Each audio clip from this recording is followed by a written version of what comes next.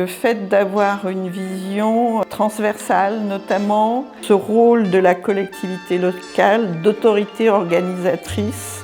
On oppose souvent les territoires urbains et ruraux et en fait c'est un continuum à toutes les échelles. On ne s'en sortira qu'avec de la coopération.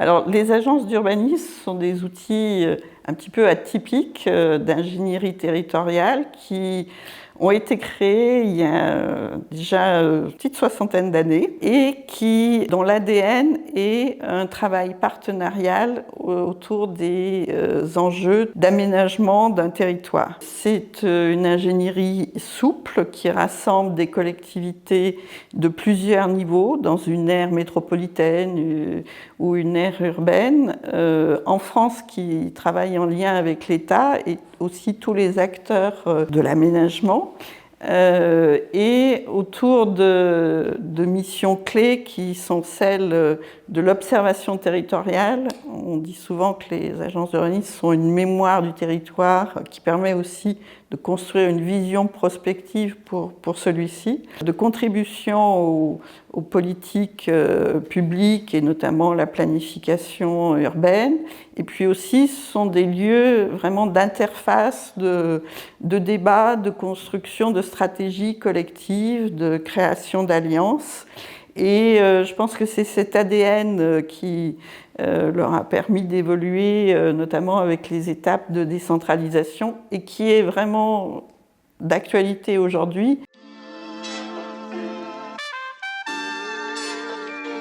Il existe ailleurs, puisque les agences d'urbanisme ont un certain nombre de structures sœurs qui leur ressemblent dans leur mission, même si les agencements de gouvernance peuvent être différents d'un pays à l'autre.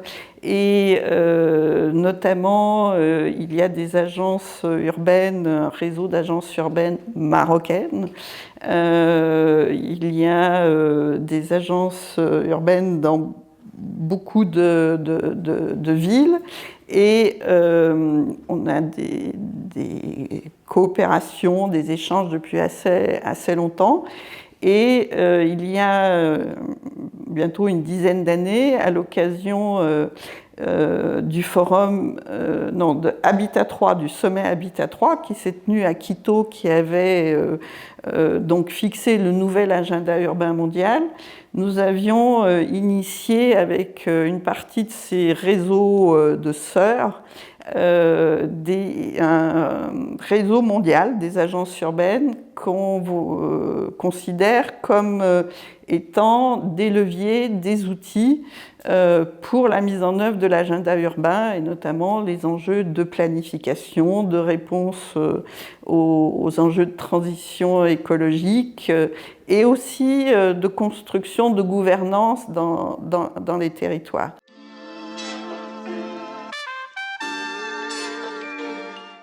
Alors, un exemple de ville, je vais prendre Bordeaux. Bordeaux qui s'est beaucoup transformé, notamment, on va dire il y a un peu plus d'une vingtaine d'années, avec la transformation des mobilités, du tramway qui ont reconfiguré l'espace public avec beaucoup de piétonisation, de modes actifs.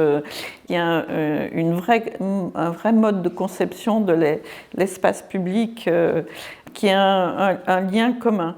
Et puis actuellement, un gros travail de végétalisation pour adapter la ville. Un gros enjeu aussi d'adaptation parce que Bordeaux est soumise à la transformation de l'estuaire, donc toute une réflexion sur là aussi ces changements. Et puis sur le mode d'habiter avec des opérations qui sont diversifiées, mais aussi de la reconquête de quartiers traditionnels en gardant une certaine qualité de vie, avec aussi l'enjeu d'aménager le territoire, pas seul, c'est-à-dire de prendre soin aussi des territoires qui sont voisins. Donc il y a toute une réflexion autour des mobilités pour élaborer un système de mobilité qu'on appelle un système métropolitain pour connecter les territoires périurbains avec des mobilités ferroviaires, mais aussi de l'intermodalité avec des modes actifs et de vélo pour que le territoire soit plus équilibré et qu'il y ait plus de proximité et de fluidité dans les liens.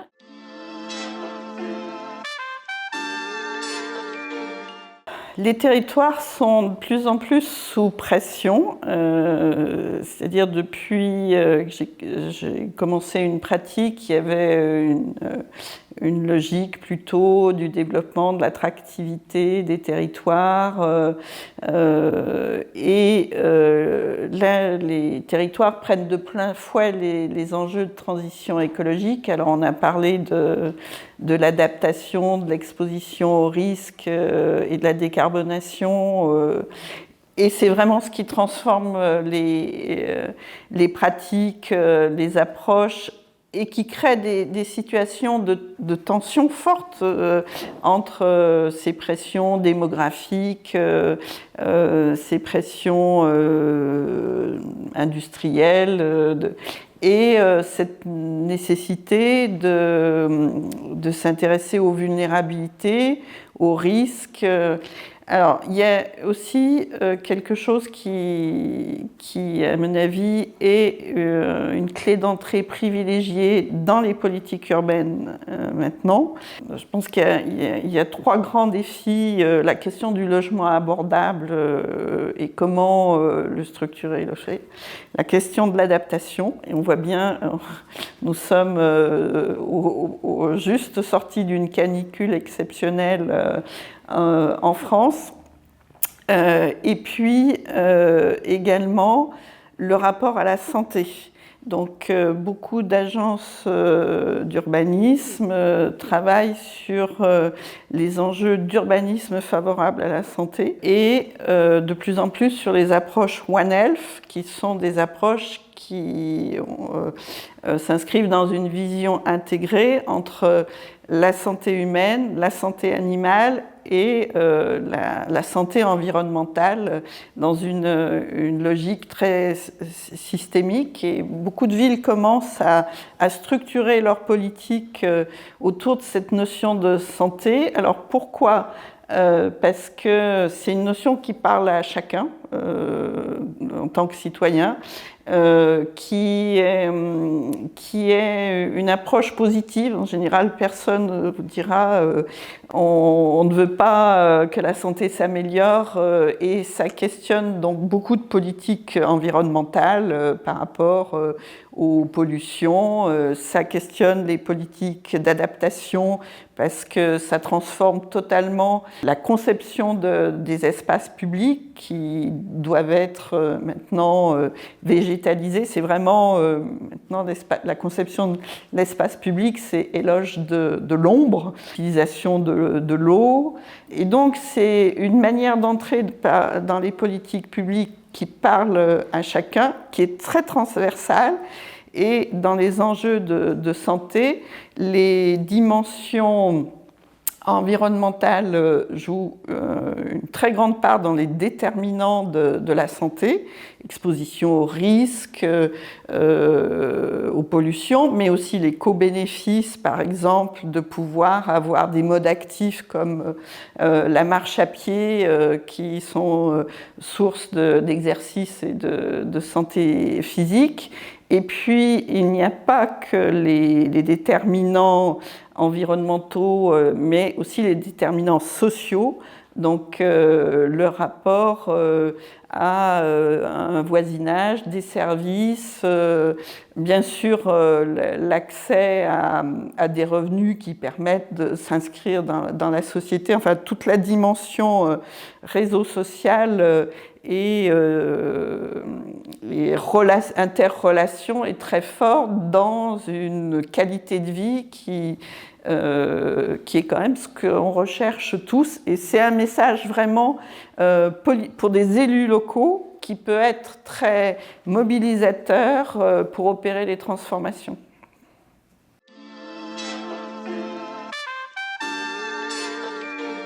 Donc, sens de l'intérêt public, je pense qu'il est assez ancré, et c'est ce qui permet aussi de construire une stratégie de long terme, parce qu'une politique de transport, ça se planifie sur le long terme, et l'interopérabilité entre les différents systèmes également. Et puis il y a cette question aussi quand même qu'on retrouve assez fortement, qui est pas seulement française, qui est peut-être aussi européenne, de l'inclusion des territoires les plus fragiles. Il y a une vraie culture d'attention portée aux quartiers où les populations sont le plus défavorisées, une culture aussi d'une forme de logement social, alors qui ne se retrouve pas sous la même forme dans tous les pays, mais qui a influencé un certain nombre de politiques de logement abordables dans beaucoup de villes francophones. Et ça, je pense que c'est aussi une spécificité, ne pas laisser que les forces du marché réguler les marchés fonciers, les politiques du logement, pour que chacun trouve sa place dans un logement abordable et limiter les spéculations. Et c'est un sujet qui monte beaucoup partout. La crise du logement, elle est importante en France actuellement, d'un logement abordable pour tous. Elle monte en Europe. Il y a c'est même une thématique nouvelle dont saisit la Commission européenne, puisqu'il va y avoir une feuille de route sur le logement abordable qui va s'élaborer, ce qui est quand même une nouveauté. Et puis, elle est aussi bien sûr très forte dans les pays du Sud, avec une croissance urbaine très très forte, une pression, et notamment un enjeu particulier sur les quartiers informels, et l'enjeu de ne pas opposer quartier informel et quartier formel, mais au contraire de travailler à une transformation de l'informel, de structuration de l'informel, en partant aussi avec le déjà là, les populations qui sont déjà là. Et ça, je pense que c'est aussi un héritage d'une forme de culture sociale, d'appréhension des politiques du logement, d'inspiration française ou francophone.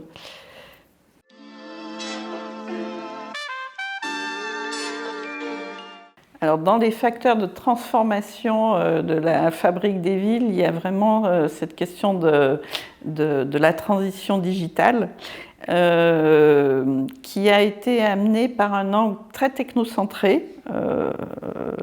Les outils, le pilotage des services urbains, quelque chose qui change beaucoup, qui a beaucoup changé dans les dernières années, avec notamment une entrée par l'inclusion numérique, par l'accès à tous au numérique, qui est devenu une clé d'entrée sur beaucoup de choses.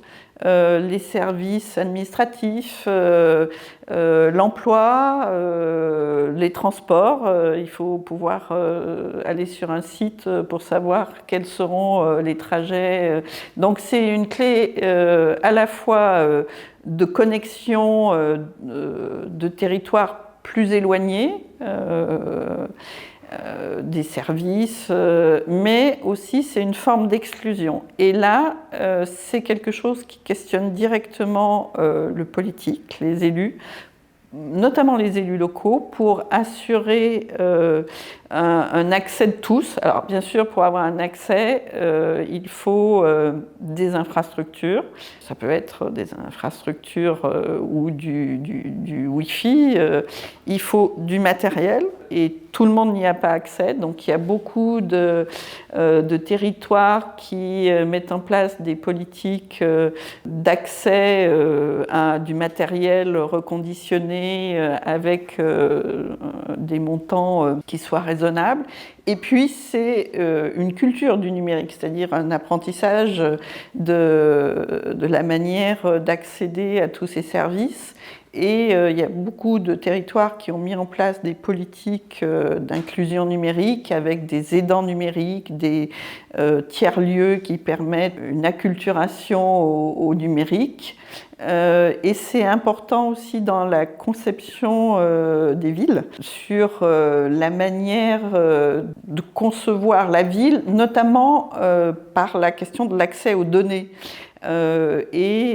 Pour structurer les données territoriales, il y a tout un enjeu, tout un rôle des collectivités pour pouvoir structurer des données d'intérêt territorial, une accessibilité à tous, éviter la captation de données. Il y a aussi derrière des enjeux assez importants de sobriété. Ce qui pose la question des usages, du matériel, des data centers, beaucoup de questions autour des enjeux d'inclusion, de souveraineté des données, qu'elles soient territoriales ou des données des personnes, et puis aussi de sobriété numérique, mais c'est en même temps une vraie opportunité pour développer de nouveaux services. Je pense par exemple aux mobilités, y compris les mobilités informelles. Le fait d'avoir des applis a transformé la mobilité informelle dans beaucoup de villes du Sud pour en faire un vrai maillon de la mobilité par exemple.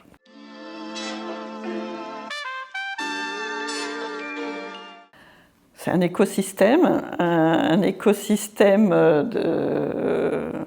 de mode d'habiter, de travail, mais c'est aussi un écosystème d'acteurs, c'est-à-dire dans toutes les villes, il y a un capital social qui est spécifique, une culture, une manière de travailler en commun, une histoire, un référentiel commun, et des stratégies d'acteurs. Alors, certaines ont plus la culture de la coopération que d'autres, historiquement, mais la coopération et la réciprocité, notamment entre territoires urbains et périurbains, ruraux, leur hinterland, c'est de plus en plus une obligation dans les transitions. C'est une nécessité pour la transition alimentaire et le développement de circuits courts. C'est une nécessité pour les enjeux énergétiques. C'est une nécessité aussi pour la préservation de la biodiversité.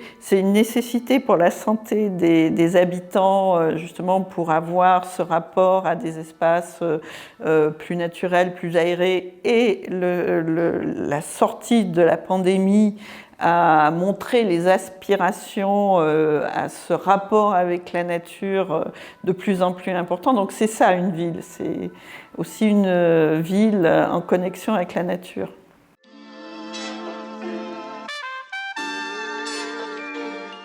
Alors la langue, c'est une grammaire assez architecturée, la langue française, qu'on retrouve dans l'approche architecturale urbaine de culture francophone.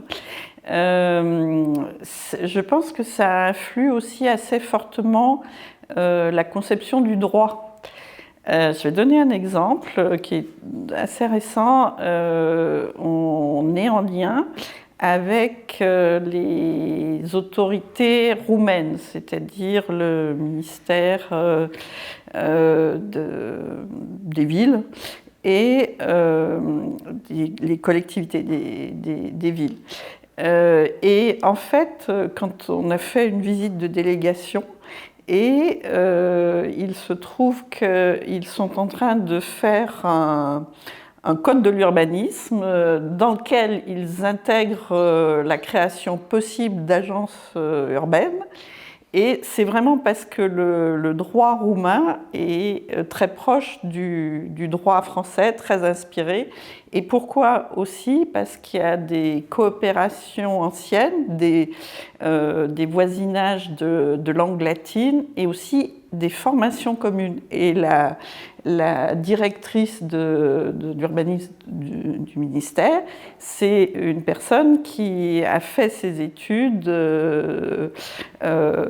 dû faire une thèse, à Lyon, d'architecture et d'urbanisme. Donc ça aussi, il y a la langue, mais il y a aussi les questions d'études et cette proximité que procure le fait d'avoir pu faire des études en France ou de Français être allés dans d'autres pays pour des échanges, ça crée une forme de connivence qui est ensuite un véritable atout pour les coopérations.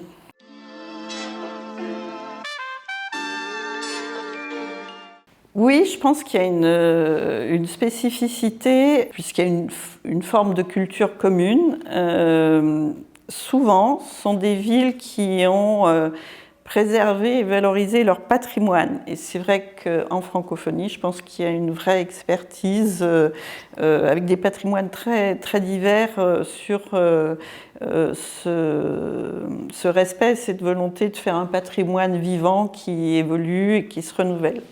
Je pense aussi que les villes francophones ont un vrai sens de la planification urbaine et d'une forme d'intérêt public qui est aussi un message qu'on porte dans les agences d'urbanisme françaises. C'est vraiment un urbanisme avec une volonté de pilotage, de planification stratégique où le rôle des autorités locales est au cœur des décisions. Peut-être aussi, et c'est assez en lien, le fait d'avoir une vision transversale, notamment ce rôle de la collectivité locale d'autorité organisatrice des transformations. Alors, par exemple, dans le cas des mobilités, il y a un certain nombre de villes qui ont des logiques de développement de leurs infrastructures de transport plutôt de manière segmentée, avec des infrastructures, des lignes qui se mettent en place, voire des financements des bailleurs différents. Et je pense que dans les villes francophones, il y a cette notion d'autorité organisatrice des mobilités qui essaye, alors c'est pas toujours simple, de construire un système intégré entre divers modes et d'avoir cette approche qui est plus intégrée et dans le sens de l'intérêt général et public.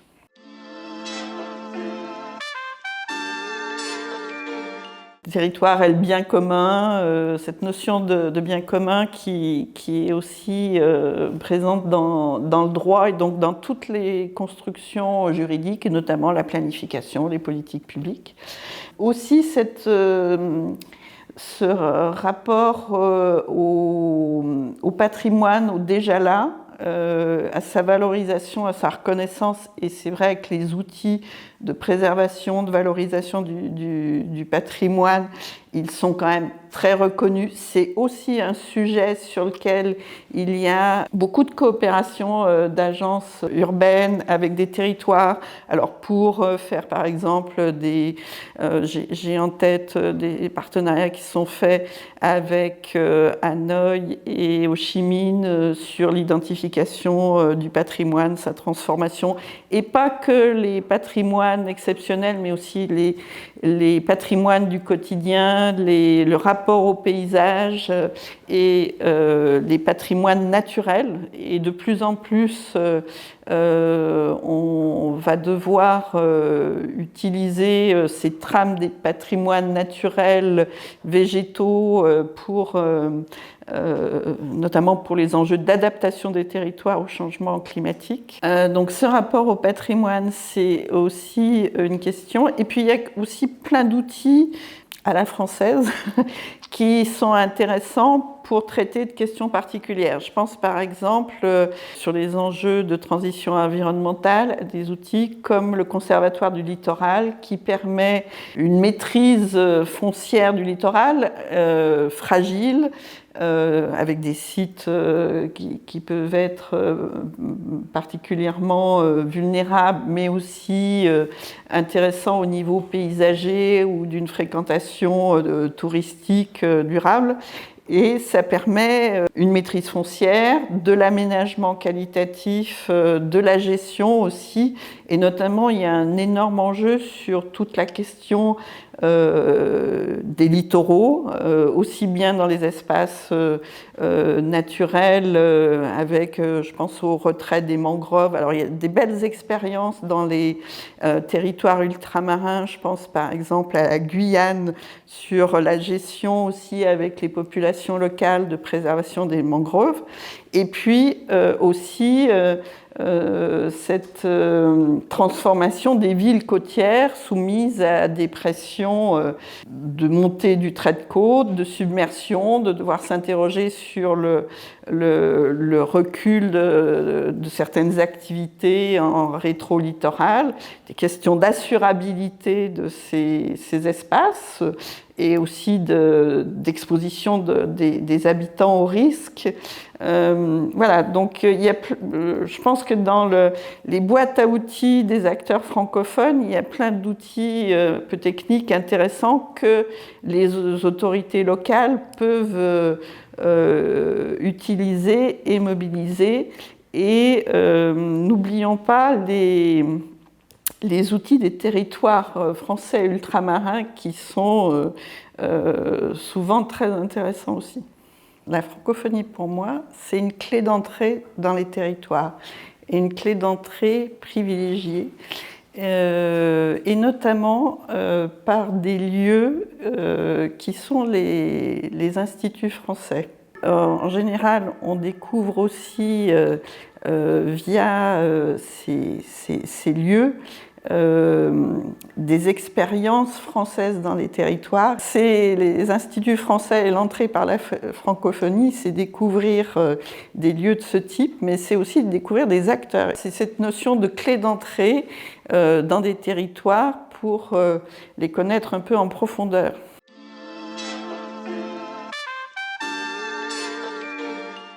À toutes les échelles, on s'en sortira qu'avec de la coopération. C'est vrai aux échelles locales, et c'est un peu la philosophie d'une agence urbaine, c'est ne pas se limiter aux limites administratives, mais mettre en commun des acteurs qui sont de territoires qui peuvent être en confrontation. On oppose souvent les territoires urbains et ruraux, et en fait c'est un continuum et une nécessité de réciprocité entre ces territoires qui peut construire des territoires plus durables. C'est vrai aussi aux autres échelles, donc aux échelles nationales. C'est ce qu'on fait par exemple à la Fédération pour mettre en lien les agences urbaines, faire des travaux en commun, pouvoir aussi participer au débat sur la ville, contribuer au projet de loi ou au débat. Et puis c'est vrai aussi à l'international, avec des enjeux de coopération pour apprendre des uns des autres, parce que c'est toujours à double sens, c'est toujours très productif. Ça oblige à se poser plein de questions sur ses propres pratiques, sur les outils qu'on utilise, mais aussi sur les interdépendances. Et par exemple, quand on travaille sur la santé, on se rend bien compte que ce qui se passe je sais pas, de l'autre côté de la Méditerranée a un impact sur ce qui se passe en France ou ailleurs. Et puis, il y a vraiment un enjeu à défendre le multilatéralisme autour de valeurs fondamentales sur les droits humains, sur les transitions écologiques, sur la mise en capacité des personnes et qui, quelquefois, sont un peu mises à mal actuellement. Quel message? C'est qu'il y a plein de chemins possibles et de bifurcation. C'est quelque chose de très ouvert et je pense qu'il faut garder cette ouverture. On a souvent des cheminements qu'on n'identifie pas obligatoirement, qu'on ne planifie pas totalement au départ, mais c'est vraiment l'occasion de très belles rencontres humaines et aussi de villes et de territoires.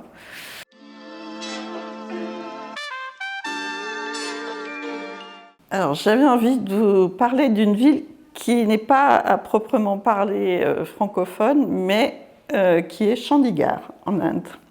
Dans laquelle je suis allée plusieurs fois. Alors d'abord comme jeune architecte à l'époque où c'était quand même plutôt un territoire qui recevait peu de visiteurs. Et puis ensuite, dans le cadre d'un séminaire, colloque de travail avec l'UNESCO, sur la valorisation du patrimoine du XXe siècle et donc de la valorisation du patrimoine de Chandigarh. À cette occasion, toujours entrée par l'Institut français, j'avais rencontré des jeunes, c'était des jeunes architectes qui faisaient leurs études. Et j'avais décidé, à l'époque j'étais directrice de l'agence d'urbanisme de Saint-Étienne, de les faire venir en stage. Et elles sont effectivement venues passer 6 mois sur les enjeux de patrimoine. Et après, je suis retournée les voir, leur histoire avait continué. C'est une expérience liée à la francophonie parce que vraiment c'était ce lien qui avait été construit. J'avais essayé après de faire une coopération entre le territoire stéphanois et Chandigarh.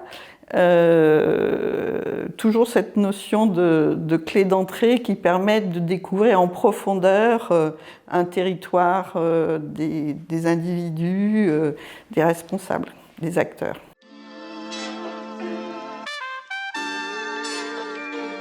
Je pense en Pondichéry, qui est là aussi une ville où il y a une culture très mêlée, une très belle ville. Voilà, j'aurais envie d'envoyer une carte postale de Pondichéry. Pondichéry, c'est pas une carte postale professionnelle, c'est un voyage que nous avions fait en famille avec nos enfants qui étaient adolescents. C'était aussi l'occasion de rencontres. Donc on avait notamment rencontré une association qui s'occupait d'insertion de jeunes. Donc c'était une rencontre de personnes. Et il y avait aussi de très beaux lieux, notamment je me souviens d'un bâtiment qui faisait hôtel, qui était un très bel édifice des années 50, de la modernité revisitée dans un contexte indien. Voilà, carte postale de Pondichéry.